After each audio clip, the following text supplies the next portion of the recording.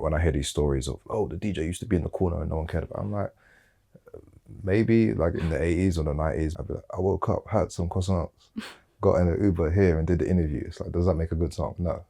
It's authentic, but it's not interesting. I've seen the inside of like every celebrity's house now. Like I don't need to see any more pulling back of the curtain.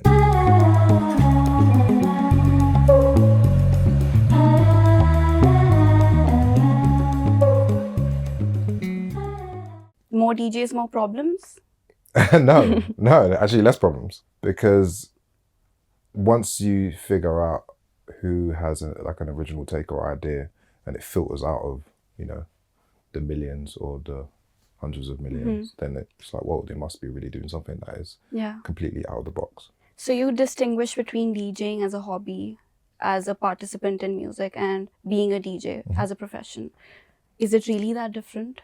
Yeah, I think the same way there is, you know, the camera in your phone, and then there's photography. Yeah. Everyone understands that. Or everyone uses writing as a technology, as a way of communicating, but not everyone is a writer by trade. And DJing is the same thing in terms of music. It's like collecting, organizing, buying, sharing is just a practice that people have been involved in for the beginning of time. It's developed in different ways, like, and I guess the modern version of it now is playlisting on streaming, for example. That is like a form of DJing to me. And then there is, I guess, a small group of people that are pursuing a career based in performing for others, doing that. But I think this is a very limited way of looking at what DJing is. Right. There was a Substack essay a few months ago. It was called "Everyone Wants to Be a DJ, but No One Wants to Dance." Yeah. Have you given it a read? Yes. Yeah, of course you have. Do you agree with what that essay talks about? How creation and consumption, the line between them is so microscopic, but there's no creation without consumption. Is that how you look at DJing as well? No, I think, again, people are looking at creation through the lens of consumption way too hard. Right? And I think the DJing bit doesn't, for most of us, doesn't actually need an audience to function and have a long-term benefit for like personal enjoyment. And I think like, again, the action of performing has like dominated the conversation about DJing for so long that people can't think of any other context. And when I guess I see articles like that, every community or creative practice has a version of the article. So, you know, it's DJing is like the proxy for whatever you want to put there. So it could be everyone wants to make a Substack, but no one wants to read them. Or everyone wants to be a photographer, but, you know, there's no... You know, there's a million Instagram or a billion Instagram accounts. Everyone wants to be an athlete. I mean, there's whichever thing that you put in there, it still fits. And again, like I think we might land on something beyond what we have today if we're able to broaden the scope of what DJing or being an artist actually is versus like what we have now, which is usually the funneling of everyone having this kind of 1% style career. So you do think more the merrier, and it doesn't really matter the quality of the work as much as it is just treating it like a hobby. No, I think there is, I mean, this, you know, taste and all this kind of things are quite subjective, and what people want to put in and share with the world. Again, that's a very different like lens to look through through things. But again, I find that it has led to a very more of a narrowing of the possibilities of the art form rather than a widening.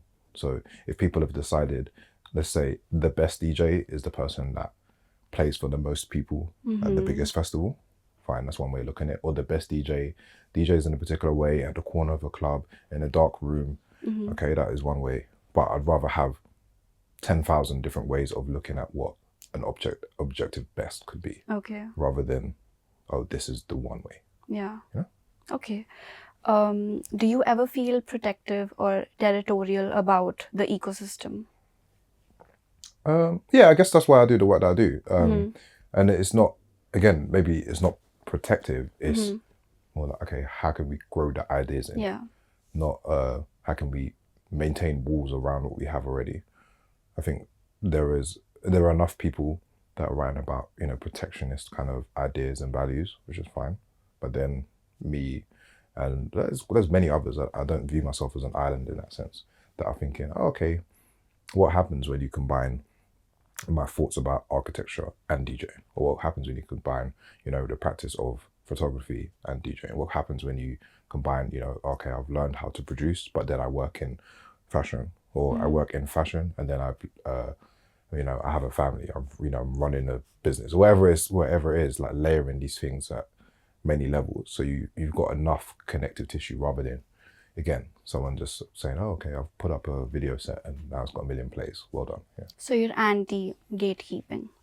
No, I mean, there are things to be gatekept. There are, such as? if you have a club for a particular group of people that you're aiming at and you want to speak to, and it's focused on, and then you want to keep out certain ideas, gatekeep those things. I think this has happened quite a few times in history where certain genres or underground music gets co-opted or absorbed into the mainstream, right? So electronic music, techno and house were originally black genres, and now it's more of a global genre. It's absorbed into the mainstream. How do you feel about that? Well, it's just like anything, like the cat's out of the bag. So we can't, what we're going to do, you can't reverse time and say, oh, these people can't borrow from this. The same way you must see aspects of Indian culture in mainstream culture in America. So what can we do now? We can't pull it back and put it back in. Once, I guess, ideas or thoughts or aesthetics go out in the world, it's very difficult to say, well, these people can't touch this. And when people do it, I mean, it definitely sparks interesting conversation, but it's not going to stop that thing from happening. You know what I mean? There can be cultural sensitivities towards things. There's things that I would advise people to not do, for obvious reasons. Yeah. But again, what is the, I guess, artistic additive value of someone not being able to engage with another artist's work? For the most part, I don't think that's that helpful. So the UK had its own sound on lock for many years. So grime, garage, UK funky, all of them genres. When drill, which is originally American, came to the UK, it dominated the mainstream and it dominated the charts, and everybody kind of took to that sound really quick. Do you see that as a natural evolution, or do you think it's sort of also a cautionary tale about what happens when your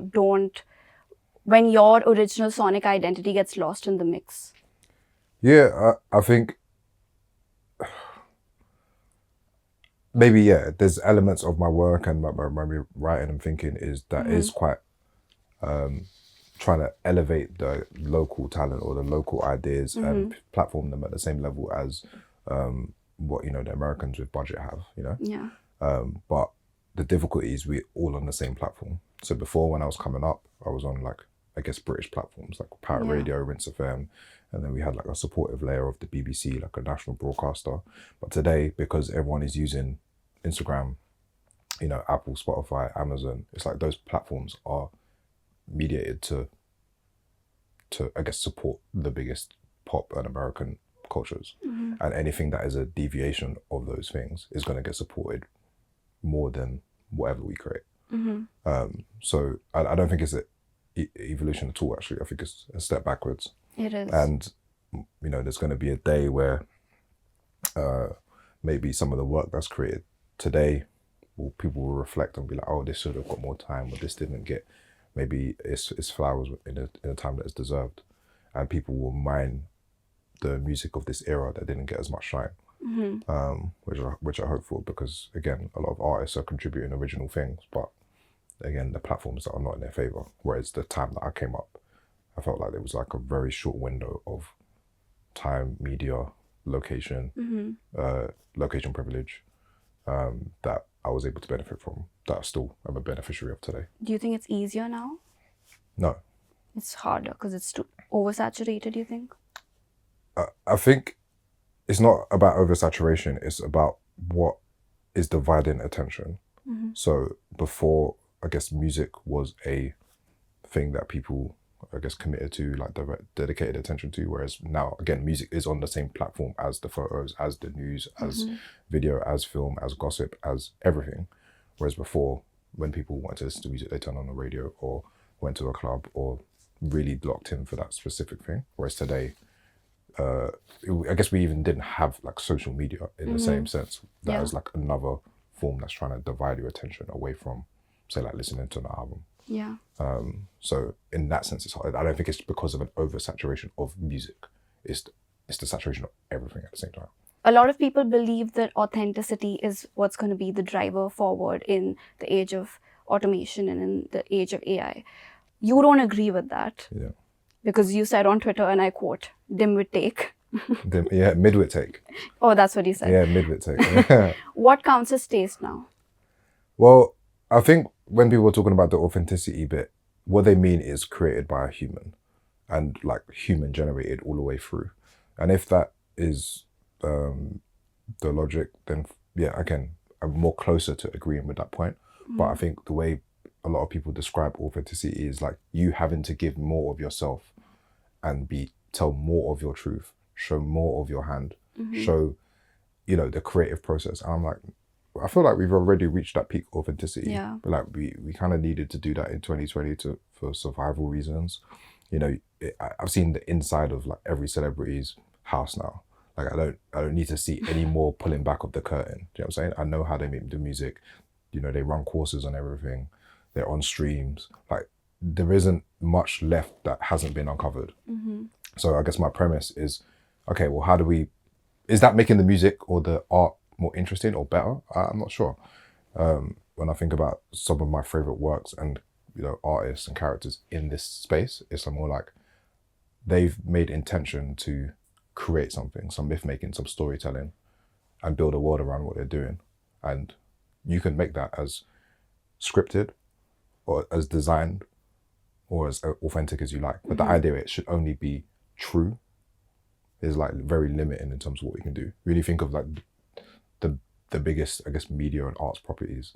They're all myth making, like Lord of the Rings, Harry Potter, and the Marvel things. These are always the obvious big examples. Yeah. But then our stories that we tell from in history or whatever, Shakespeare, the Bible, or any kind of story. The stories that our foundations are built on, like they're not based in just pure authenticity. No. So why should our art be like that? It's already a vulnerable state. So whatever you decide to do on top of that is up to you. Yeah, there is, I guess, risk in putting your point of view or your person out there. There are personal sacrifices, but again, I don't think I don't like some people frame authenticity as telling people what it is. It's like, okay, like if I made a song about today, I'd be like, I woke up, had some croissants, got in an Uber here and did the interview. It's like, does that make a good song? No. It's authentic, but it's not interesting. Yeah. The new DJ booth is now the stage. Boiler rooms changed the format completely. There's a sense of surveillance when you go to a DJ set. Yep. And B, we're all facing the DJ. Do we need to center the DJ every single time we want to go out and listen to music? I think there's a very difference in like centering the DJ versus like the camera being in a club. So I've been going to clubs since 2003, and the DJ or I guess the stage has always been at the forefront of the venue, no matter what, whether it's just a bar or like a major club. When I hear these stories of, oh, the DJ used to be in the corner and no one cared about it, I'm like, maybe like in the 80s or the 90s, but certainly since I've been going outside and I've gone to over 1,000 club nights in my life, all over the world, all these different places, and I don't really know of many great clubs where that is true. And in terms of I think the camera and then the lights being on is a very different phenomenon. Like the things that used to happen in clubs stayed in clubs, and were not intentionally broadcast outside of them for a reason. And when Boiler Room first started, that dynamic was very different to a club night. So you would have a club night and a Boiler Room, and those two things would be completely separate mediums, and people would play and perform in them very differently. Whereas now, the club and Boiler Room is like intertwined. Yeah, people have learned to DJ or learned about DJing through Boiler Room in a way that is so different, especially here. Like that is a lot of people's entry point to electronic music culture. But I think there's this other side to people that are very into it and savvy that they just go, well, we're going to do something that is either designed for that. Like when we decide to do a stream, we're going to like make an installation and we're going to make it so, you know, set up for that thing. And then when we do a club night, it's going to be lights off, lights out, and really locked into what we do. So there is, I think we're in this kind of middle zone for the most part, but there are going to be two, I guess, distinct lanes that people go down. Okay. Do you think that's become a big thing though? Like thinking about how it's going to come off on the internet? Yeah, I mean, I've been thinking about this for like a decade, because when I would play new music, no one would film the clips because they don't know those songs. And then when I would play something that has been played many times or people are familiar with, they would film those clips, and then those are the clips that kept going viral. Yeah. And they're like, oh, you always play that song. I'm like, no, I don't. It's just the clips kept on. That's the thing that people connected with. And it kind of skews what people think actually happens in that room. Yeah. But when it comes to DJs specifically, Mm-hmm. Do you think they need to feel responsible about the quality control or the taste they're bringing to their audience? I guess I ask people about their point of views. Like what are they trying to get across by being a DJ? Like what is the actual objective? Like I think when I came in to, I guess, thinking about performing as a DJ or wanting to get my point of view across or start a radio show or get people involved in what I was doing, it was like from a particular point of view. I was like, I'm going to represent grime. This is like the music that's close to me, something I can contribute to, something I'm involved in and organizing in. It wasn't like, oh, I just like this music. I was like a participant in it. That's why I wanted to do it. And then my actual taste and my personal listening habits were completely separate. There are overlaps, so obviously there's moments where those things come in, but the reason that anyone knows who I am or have a point of view is because of the scene and music community that I was part of. You know what I'm saying? So when sometimes when I meet people that say they want to DJ, I say, well, what is it that you want to say? Like what is it you're representing? If you're like, say if you're from here in Delhi and you're like, oh, okay, I want to play like rap music. I'm like, oh, like what, 50 Cent or something? Like why is it important that you play 50 Cent in Delhi? Maybe it's not, but there might be a point of view that is in Delhi that you would want to share with the rest of the world. And to me, just objectively, that feels more interesting because I couldn't get that from anywhere else in the world. Industry plants are a myth, true or false? What is an industry plant? That's your answer then. Yeah, I mean, I think you're referring to a tweet that I put out where I said, if people like someone, they don't call them an industry plant. If they don't like someone, they'll call them an industry plant. That's usually how it works. By the time you discover someone or find someone on the internet, there is already like a significant amount of investment from themselves or from an ecosystem that has elevated those people to the platform. I wouldn't necessarily call that always an industry plant. Like there is, again, I come from, 2 or 3 platforms that helped me get to a certain level. I was not just like some individual that just came out of nowhere and put myself on the internet. It was the industry, so. Yeah, or like a community and a basis of things that supported. So are we differentiating between the industry and community? I get in the UK, I'm not part of the music industry in that sense because I don't work at like one of the Apples or Spotify's or anything like that or any of the major labels. I was just doing stuff independently, but in the independent scene of things, so radio, I was on Rinse. I used to DJ in the clubs. So I used to buy records from the shop. So I was a contributor to the overall ecosystem, but I wasn't employed by anyone in the industry. So I've literally never worked for a music company. Okay. Yeah. Will the algorithm make A&Rs obsolete? No. No? Well, algorithm can't make music for you or organize sessions or bring people together. That still doesn't. I think people underestimate, like, people only hear about A&Rs when they're having a bad time. Like, no one really shouts out A&Rs that do great work, apart from, the industry that they're in. The artists don't usually say, this record happened because my A&R smashed it. Like, they linked me up with this like amazing writer, or this guitarist came in based on my A&R. Connecting, or some like random person DM me and connect me. Like, people don't generally say that. Again, this is part of the curtain. So when you have good A&R in, generally it's invisible. Yeah. Bad A&R in, they're like, it's the A&R's fault. You know what I'm saying? Shout out A&Rs then. Shout out A&Rs, yeah, for sure.